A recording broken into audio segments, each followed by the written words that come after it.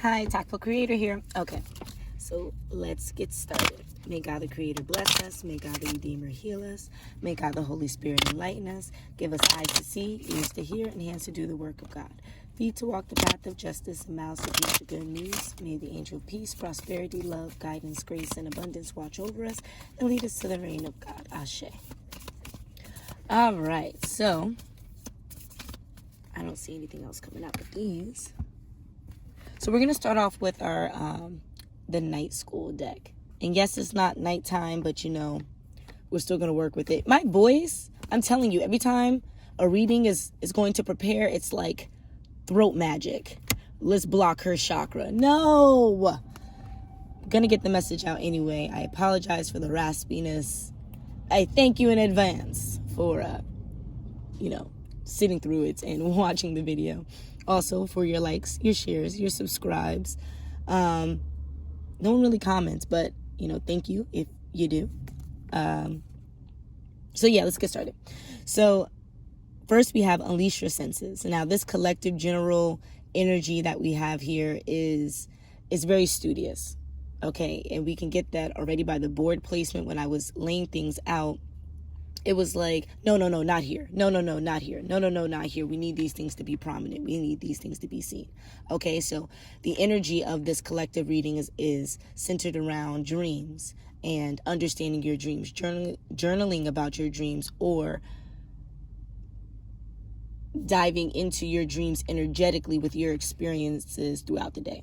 Okay, some people don't favor writing their dreams down. They can't remember it, but they know throughout the day they'll have certain feelings that were reminiscent of how they felt in the dream. So they'll write down, okay, during my day today, I felt like this during this time, and this is what happened. And I felt like this during this time, and this is what happened. But they're not writing it down. Instead, they're having a conversation with someone about it, or they're meditating on it so that they can get upgrades and those other things. Like, you don't have to always write out your dreams. Sometimes you can have it manifest in your other senses and utilize those senses to progress you forward.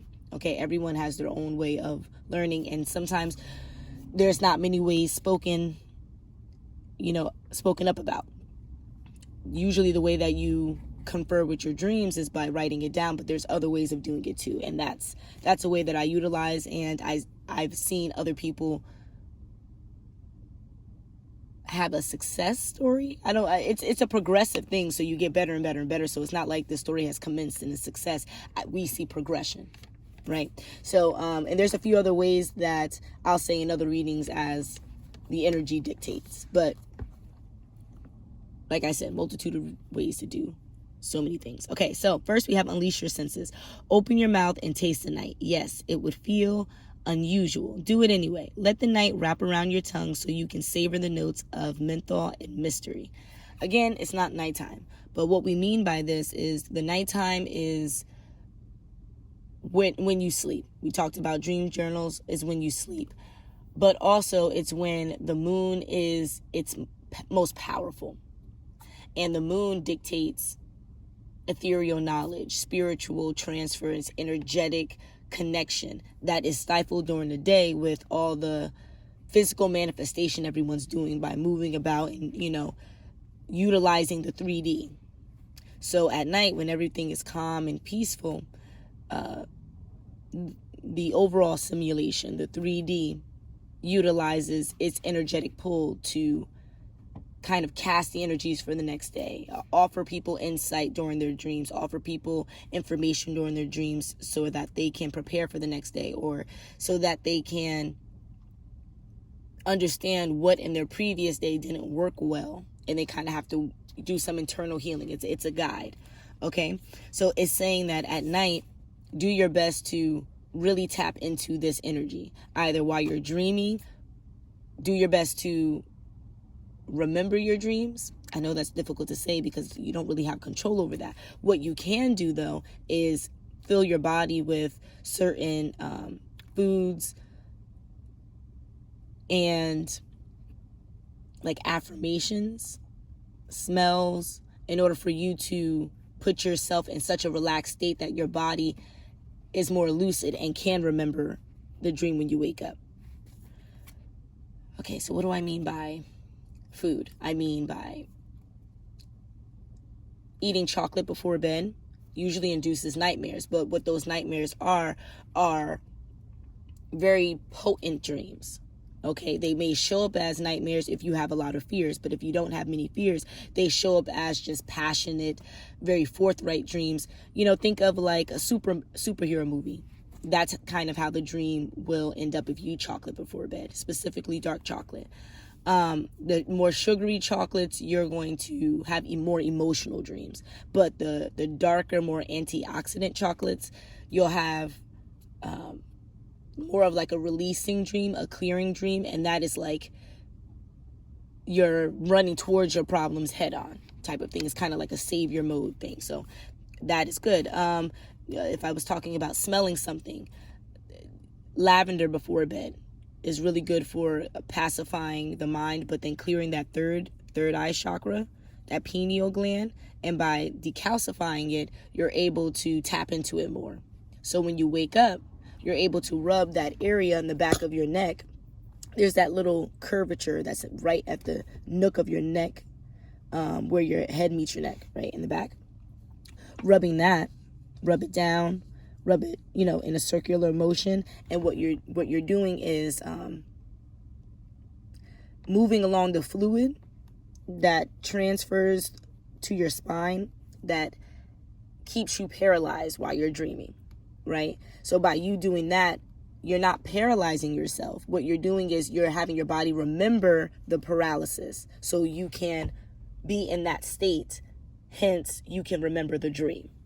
Okay, because you only knew the dream because you were in your sleep paralysis state, right? Where your body's not moving and your mind is able to roam and do whatever without your body being physically afflicted by it.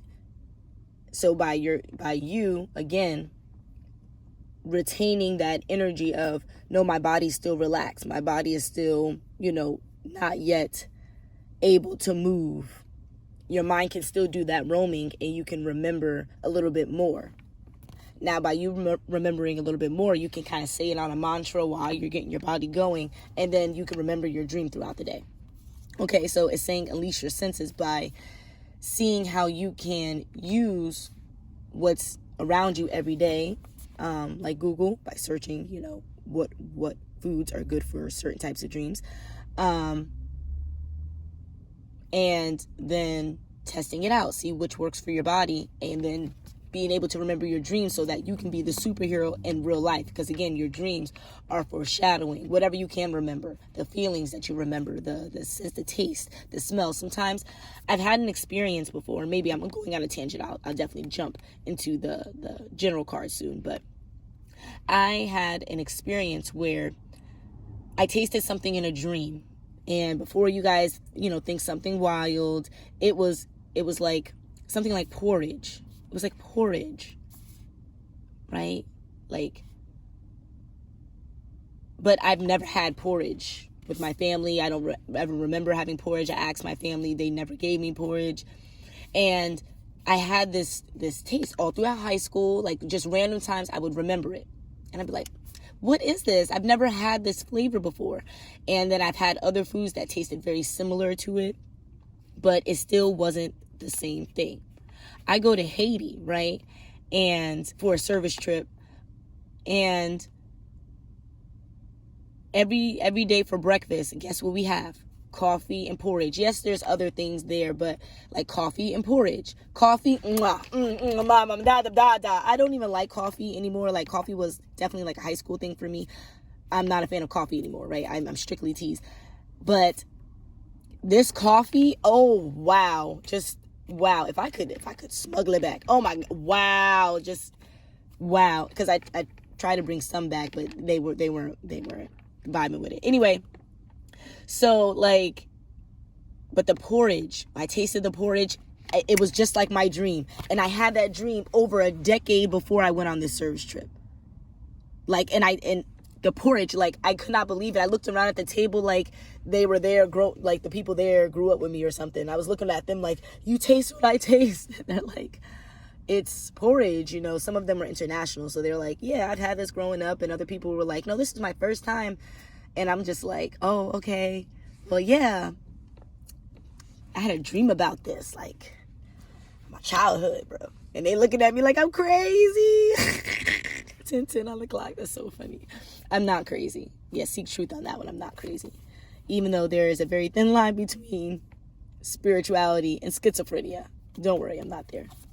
I'm not there. Don't test me, though. I'm just I love my jokes. Okay, so the next card we have is reading micro patterns. So again, this is reaffirming the whole tap into your senses about the dreams, about the dream journal, understanding what your dreams are, is the little bitty details. Like in your dream, if you had a smell, just like that taste of porridge. I don't remember nothing else from that dream. I can't tell you anything else. Why was I eating porridge? Did I even eat porridge? I don't remember the dream. I just remember waking up and tasting porridge, which a taste that I didn't have the day before. So it had to be what my body had, or not my body, but like my spirit had gone through in my dream or whatever the case is, right?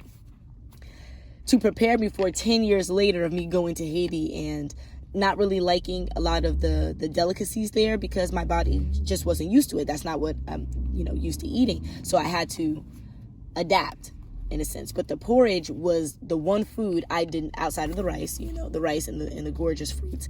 I didn't have to adopt any new style of eating. I just, even though it was a new food, it was reminiscent. Like I was fully prepared for it. And it made me wake up every morning there excited. Outside of the coffee, just excited to start the day, which is the temperament you have to have on a service trip when you're doing the Lord's work. And I wasn't only doing the Lord's work, it was a engineering service trip. So, we were doing the collective work, the government work, the nonprofit work, the like charitable work. I don't know how else you want to see, the educational work, however else you want to say it, right? So then, just jumping back into the reading, it says do some research on palm and facial readings, 2 tools for reading micro patterns, and try these forms of divination. Okay, so not only are we tapping into our senses by understanding dreams, it's like the smells and the taste and all that, the feelings of the dreams. They also want you to see if you can remember the physical mannerisms of those in your dreams, the people that are there. Do the people look like people in your life?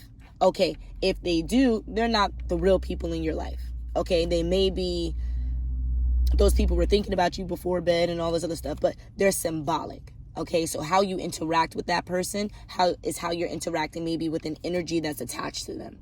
That could be attached to other people in your life that you're soon going to experience, and you have to know how to navigate them. Well, it's a new experience. How can you navigate? By tapping it, just like the porridge story, tapping into a sense that you were prepared for well in advance.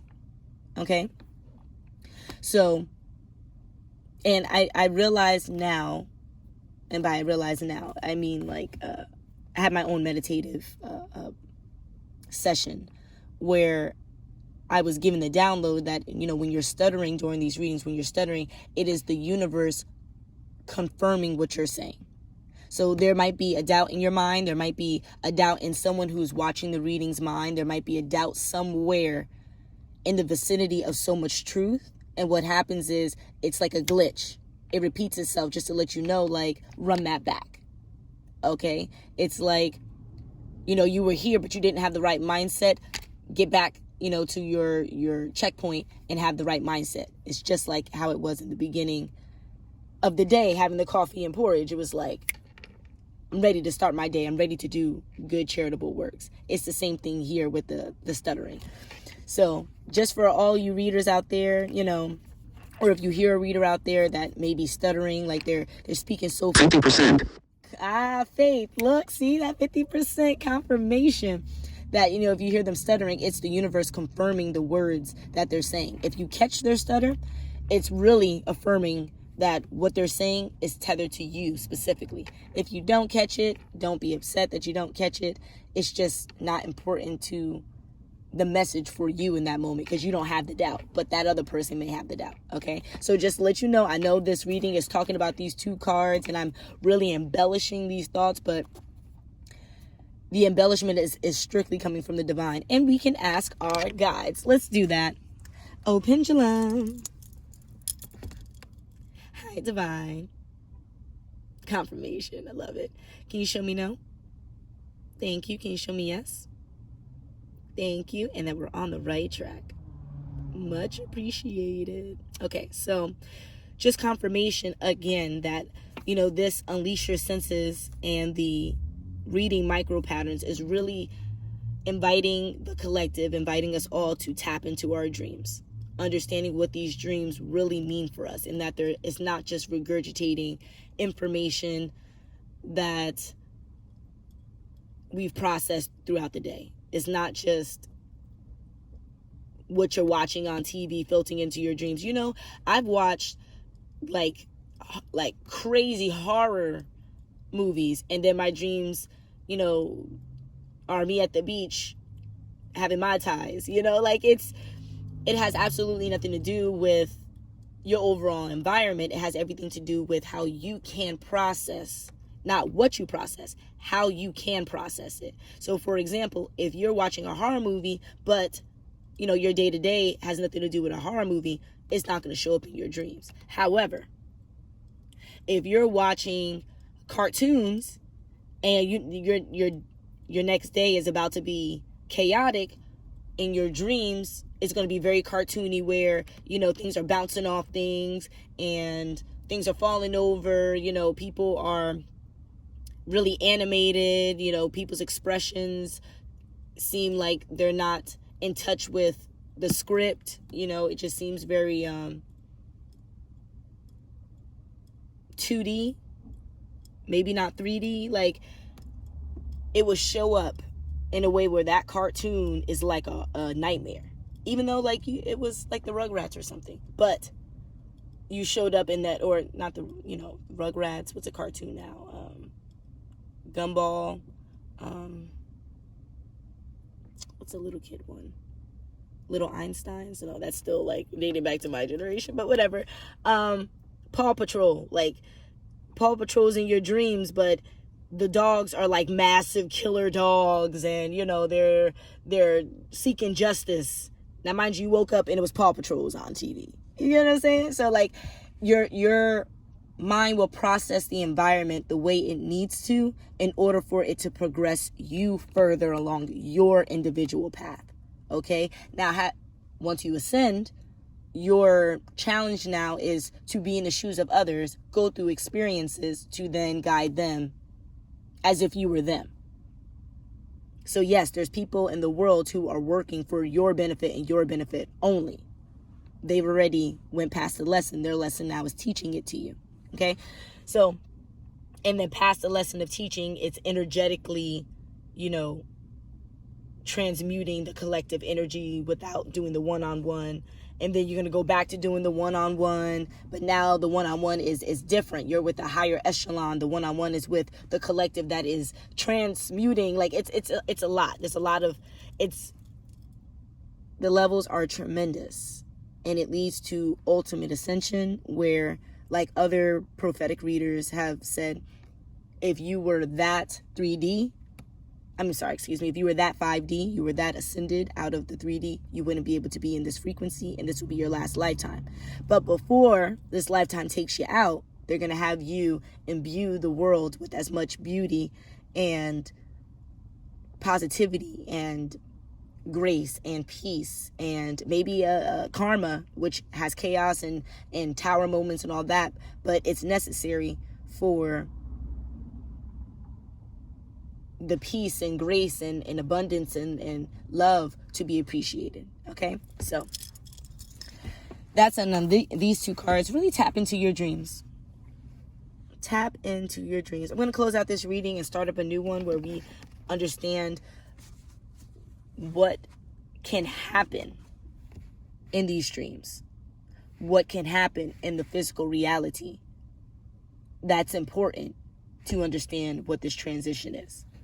Okay, so basically We saw what the energy is, and the next reading is going to tell us how it's going to show up in whomever's going to watch this video's life, or the next video's lives.